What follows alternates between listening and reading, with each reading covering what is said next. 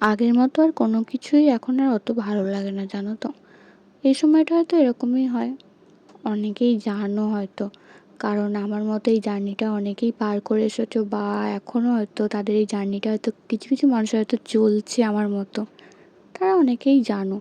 সেই জন্যই দেখো না, এই বিছানার চাদরটা আমি সকালবেলা তুলেছিলাম। অন্য একটা চাদর পাতবো বলে। কারণ বিছানার চাদরটা না কদিন পর খুব নোংরা হয়েছিল। ভাবছিলাম পাল্টাবো, কিন্তু পাল্টানো আর হয়ে ওঠেনি। তাই দেখো, সেই সারাদিন পরে রাত্রির দিকে ঘরে এসে বিছানার চাদরটা এখন পেতে নিচ্ছি বিছানার মধ্যে। এই রাতটুকুনি আর ভালো লাগে না কিছু করতে। এসে মনে হয় যেন কখন নিজের ঘরে এসে একটু বিছানার মধ্যে শোবো। রাতে ঘরে আসার আগে আমি রাতের খাবারটা খেয়ে এসেছিলাম। ভাবলাম ওপরে গিয়ে বিছানাটা গুছিয়ে তারপর ওষুধটা খাবো। তাই দেখো, বিছানাটাও আমার গোছানো হয়ে গেছে, আর আমি এখন ওষুধটাও খেয়ে নিচ্ছি। কারণ অনেকটাই রাত হয়ে গেছে। রাত্রে তো খাবার পর আমার দুটো ওষুধ থাকে।